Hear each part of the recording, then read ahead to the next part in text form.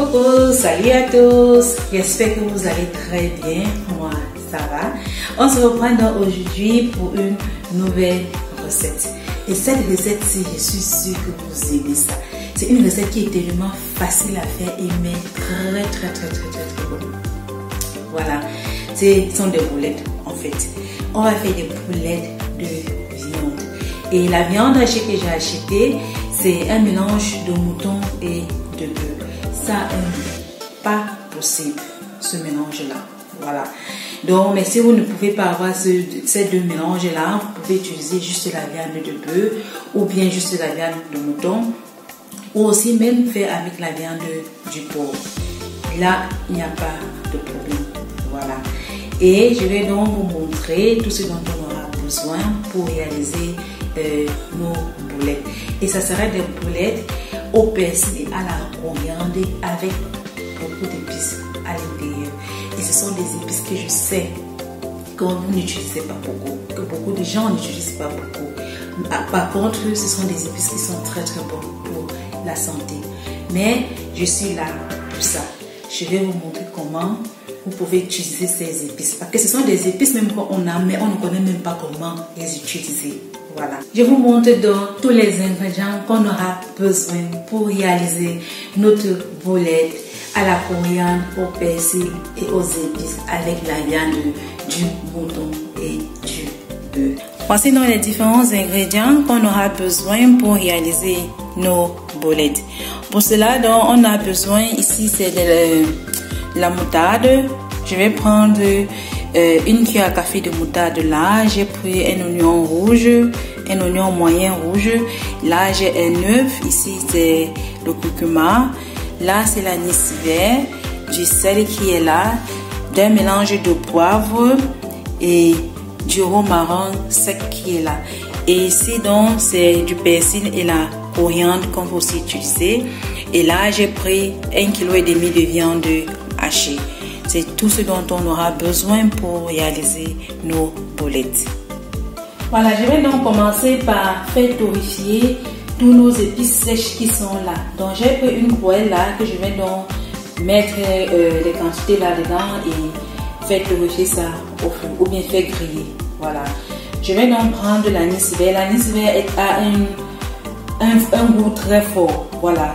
Ça a un goût très fort. Donc ce qui fait que je vais prendre juste une demi-cuillère à café d'anis vert. Parce que son goût est très prononcé. Donc il faut faire attention.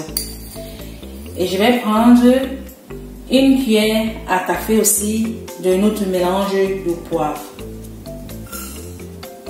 Et si vous n'avez pas ce mélange de poivre aussi, vous pouvez prendre le poivre blanc et le poivre noir. Et là, c'est du romarin. Je vais aussi prendre une demi-cuillère à café de romarin.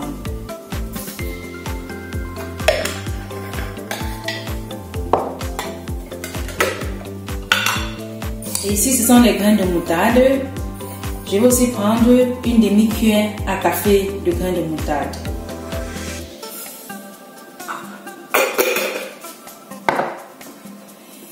Je vais donc faire d'abord torréfier ces graines-ci là avant de les écraser et après je vais donc ajouter le curcuma à l'intérieur.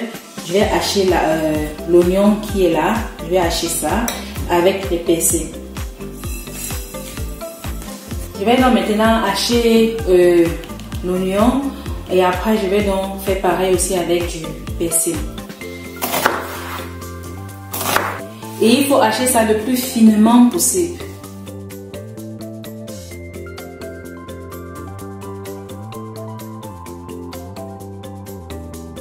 Voilà, là maintenant j'ai donc pris la coriandre. Ça c'est 10 branches de coriandre.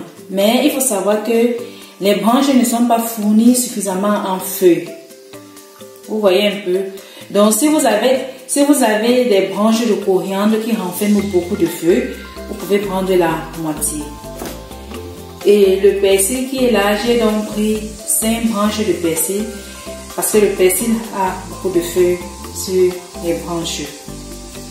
Donc j'ai pris juste 5 branches de persil et 10 branches de coriandre. Je vais donc aussi hacher tout ça finement, le plus finement possible et réserver. Et quand nos épices sèches là seront bien torréfiées, je vais écraser tout ça et on va donc commencer donc à mélanger le tout dans la viande hachée.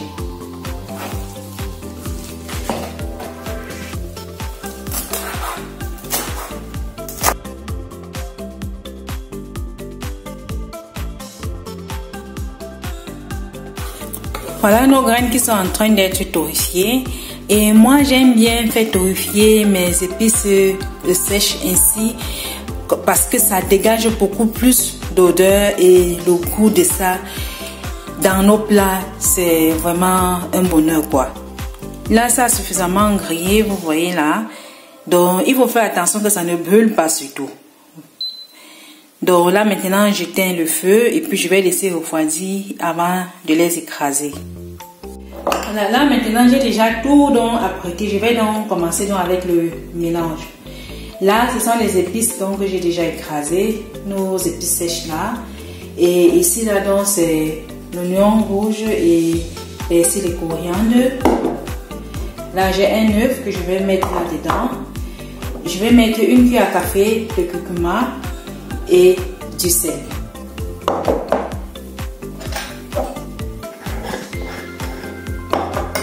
Je mets d'abord un peu de sel.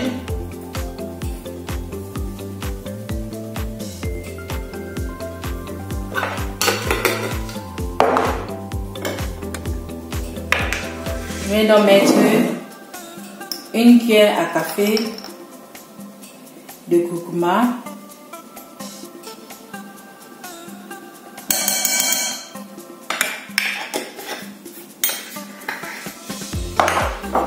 Je verse dans nos épices.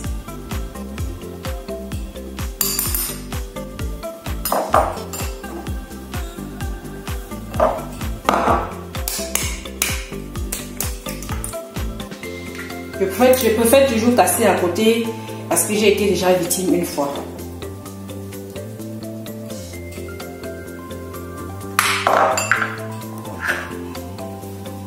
Voilà. Je me lave dans les mains et je commence donc à mélanger.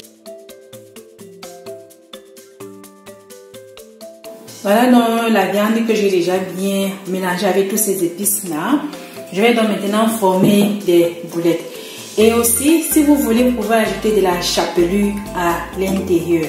Mais moi, j'ai décidé de ne pas mettre. Donc, si vous voulez, vous pouvez mettre un peu de chapelure. Je vais donc former des boulettes. Et j'ai déjà mis l'huile là au feu. Que ça commence déjà à chauffer. Je forme des boulettes et on fait frais. Et moi, j'aime bien faire des boulettes qui sont plus ou moins grosses. Pas des tout petites boulettes. Parce que quand c'est trop petit, là, ça sèche vite à l'intérieur pendant la friture. Donc, c'est pourquoi j'aime faire des boulettes relativement grosses, ainsi.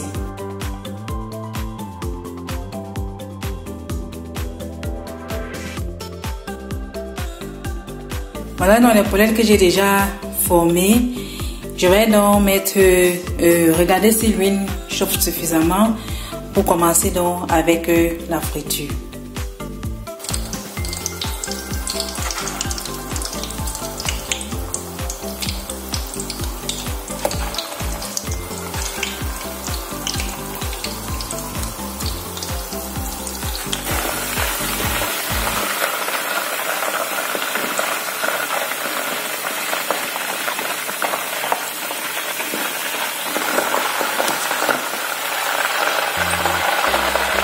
Voilà dans nos boulettes terminées. Je vais donc prendre une boulette et je vais couper pour que vous voyez un peu l'intérieur.